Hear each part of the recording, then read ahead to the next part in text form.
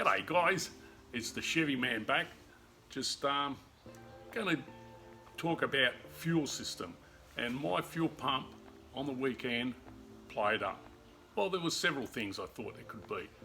Fuel pump, I thought, and I disconnected and it was pumping fuel. Thought it was a carby.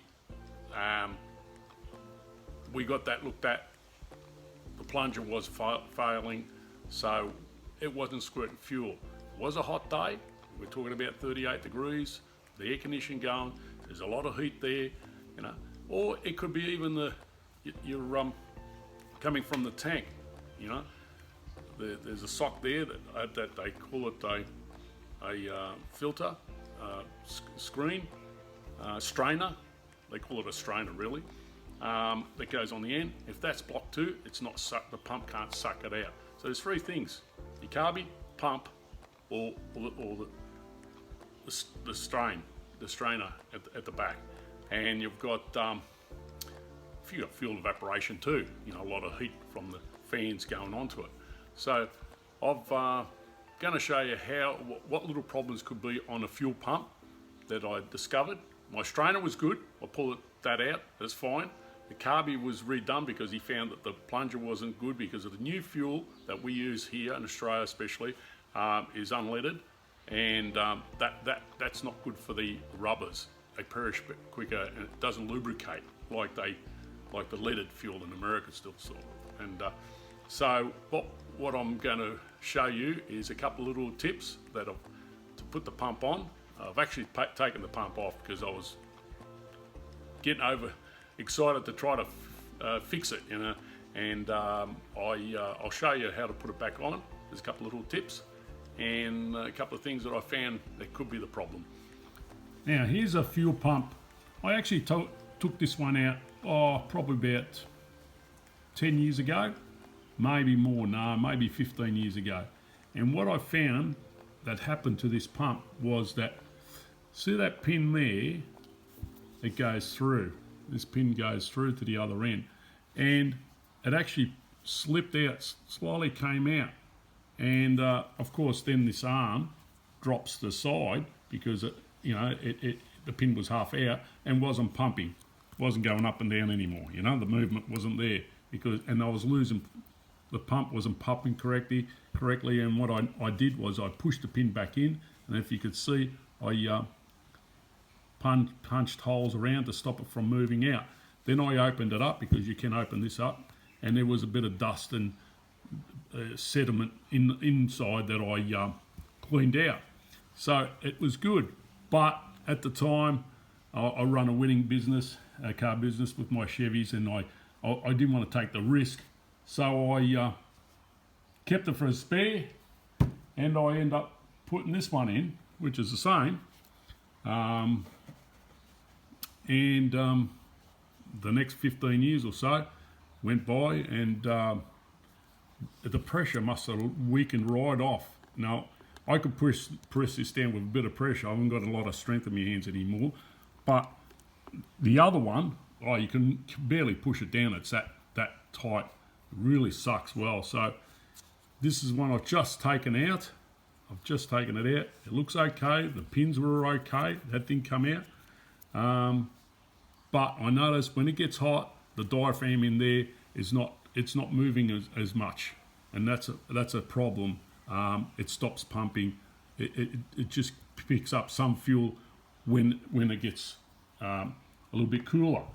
So, and the other problem I've found that I've got this push rod, and I was just looking at it now. This is the old one. If you see the tip of it, you can see where it's like a lifter. It's starting to wear. It's got that recessed wear mark. Not so much on this side, but it's been there for 67 years. I don't think I replaced that when I built the engine. It looked okay at the time. But there's some wear there. So what I did, I went and bought a new one. Bought this new one. Well, that's the brand I used anyway. They sold me. And you can see it's got hard tips. It's more rounded. That's so it doesn't catch the edge, and they're harder tips both sides. See? And I notice also when I put it on edge to edge here, yeah, this definitely shorter. So that even that minute amount of movement, see that you could see that if I hold that steady, you can see it moves side to side. It's probably got about a mil or so. Yeah, and that's shorter. So that little bit more length is going to push that pump better. So, and yeah, I'll lubricate it and I'll install it. And yes, I've decided to buy a new pump. Now, you know, hopefully these aftermarket ones are all right. These are alloy, so aluminum, so they're a lot lighter out of this company, and I hope it's going to be okay. Where the other ones that I had, you know, I've got a spare one there and the other one that failed. A lot of work to put these bloody things in, so I thought, no, I'm just going to buy a new one. They were the AC Delco brand, but yeah, I'm gonna bite the bullet and just put a new one in again. Hopefully this aftermarket one's going to last me 10 years or more. And what you do, I've connected up these bits and pieces from the old pump, and what you do, you fill up the tank, you fill up this bottle here, and then you squirt it and to bleed it out. You got to prime it to make sure that there's fuel in there, so once it starts pumping, it's not pumping dry, and it's it works straight away. So that's what I've done already, and we will install it. Yeah, so that's a very tight spot in the 57 Chev. I've taken the plate off to get the new push rod in. You know, this plate sits down the bottom down there, as you can see, yeah, down in there on that plate, and then you slide the push rod up in there, up through the hole. And there's a trick to hold that push rod up there. I've taken this small bolt out, and see down there, I don't know if you could see right down there, yeah, got to get onto it. I'll put a longer bolt. It's on one of the engine mount, front engine mount bolts, the top one. That goes right through, you see. Now that bolt there, I've got going to tighten it up when I push the push rod up, and it'll hold the push rod from sliding down. And when I put the pump on, then I'll release that one, put this shorter bolt back in, and because that one's double the length, and it'll slide down onto the pump without any pressure. Now, to have this push rod all the way up as far as you can, you've got to have the engine on top dead center. So the lower lobe of the camshaft is in the low position, and the push rod goes all the way up. So it gives you room. So turn the motor over until you get top dead center, and make sure that shaft is all the way up to the top. And then you know, it's a bit hard to film and sort of show you, like you got to go around the corners here. And it's a beast for me too, lately. But yeah, that's what you got to do. Where is it? Goes up through there.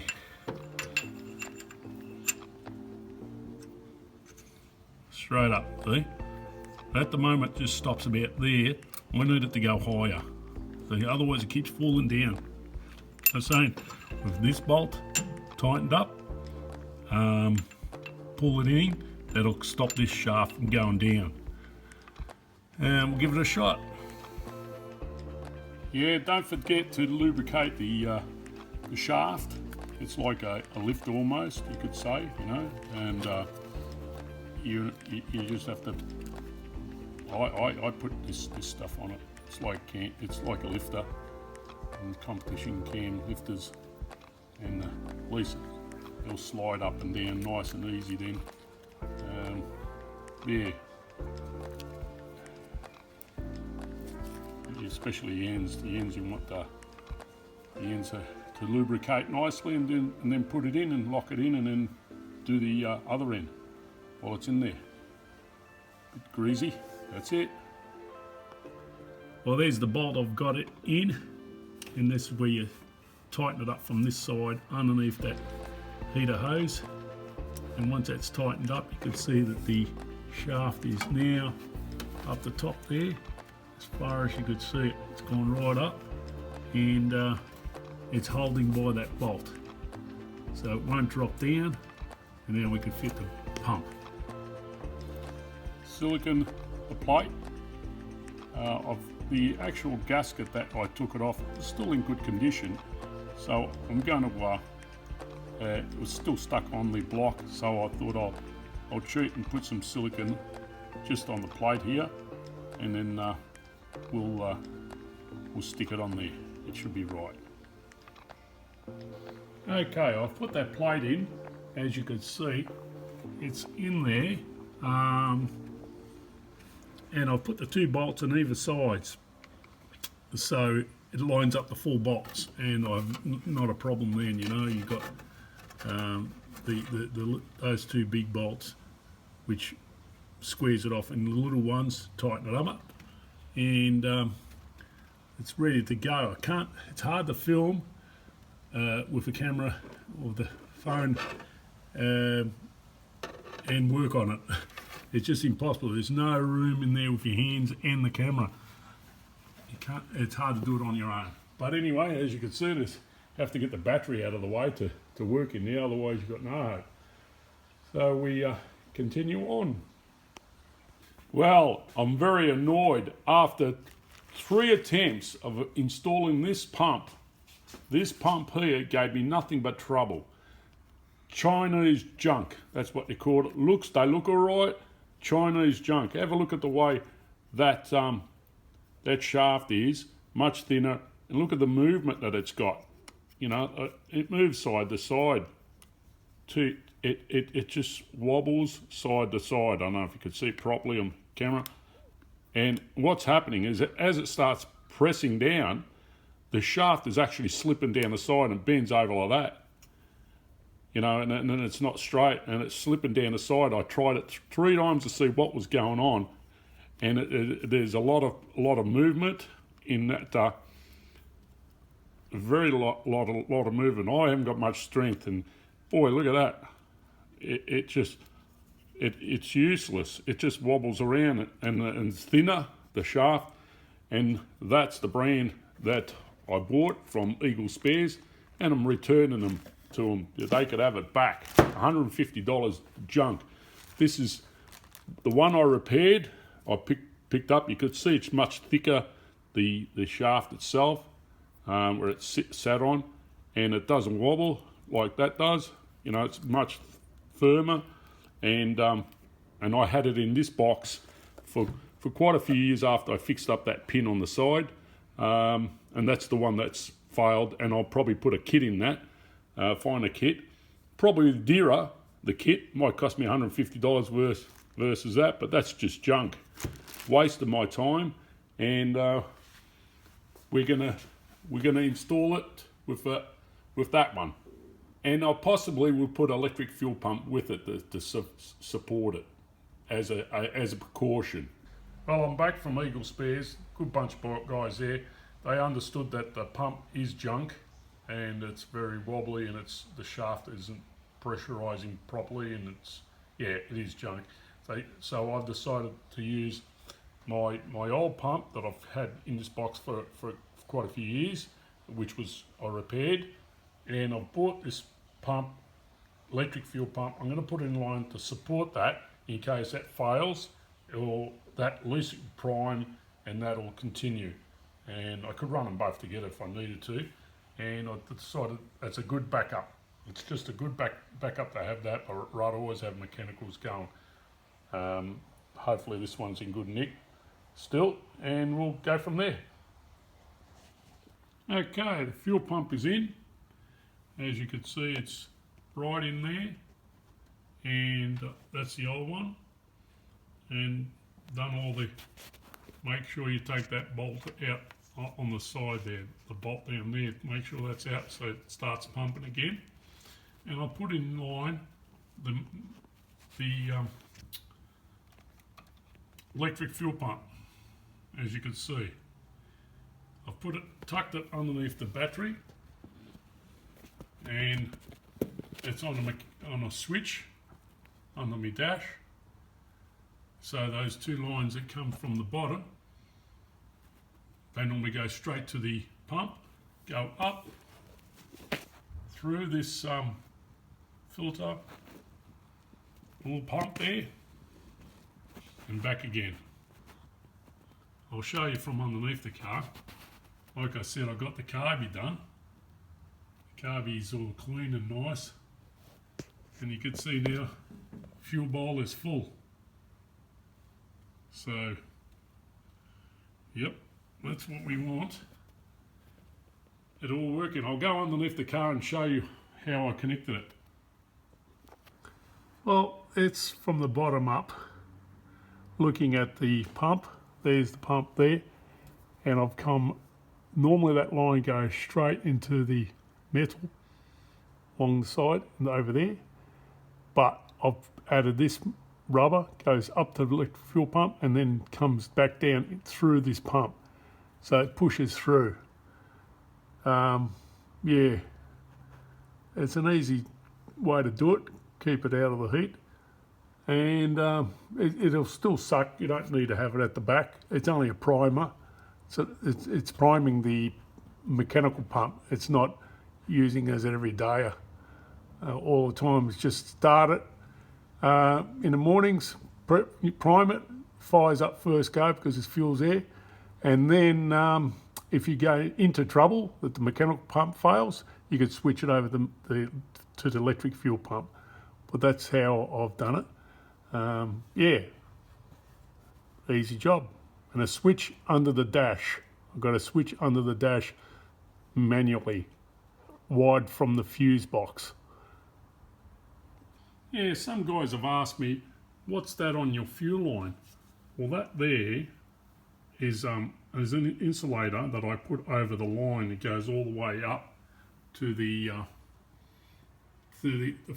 filter, and you just imagine in hot summer days, you know, when you're at 40 degrees and you've got this fan blowing straight onto the fuel line, and then the thermo fan comes in, the air conditioning, and it's just so hot you can't even put your hand in there. And what I was getting is fuel evaporation at idle, and when you go to accelerate, it feels like it's going to conk out, you know. Just so you since I put that at the front, it goes up to the carby. It doesn't. I don't get fuel evaporation in hot weather with the air conditioning going. Now I might end up covering these as well. I'll just put a layer around them, but it works. It's a great idea. All it is a piece of insulation. You could buy it. It goes in over the pipes. That's only an offcut, and then you just, you know, feed it through there all the way around. You get a bigger size. That one's a bigger size. Or you could split it in cable time, but it makes a difference when it's over that pipe. It gets so hot. Now the other thing I had troubles was this. This fitting gave me trouble by putting that new pump on and off, on and off. It was leaking always at the thread, and the seal just, it wouldn't seal anymore. You know, because of that, when you over tighten them, they sort of seem to flare out inside. So I had another fitting, and I tried another fitting, one of those. No, wouldn't work. Still leaking at the thread. Put Teflon tape there, put stag on there, put everything. But here, it wouldn't seal. So it was a drama, this pump. It was fighting me. So I ended up changing this whole line. sole line I changed because of the two ends, and being brand new, they just fits in and seals up real nice at the threads. And I reckon it's the seat. The seat, they spread and they can go out of shape when they're on the new brass fitting. When you over tighten them, yeah, they tend to crack too. They tend to crack on the edges. This might have a hairline one, that's why I'm not sure, but yeah, that was another issue I had to deal with, but it's done, it's complete.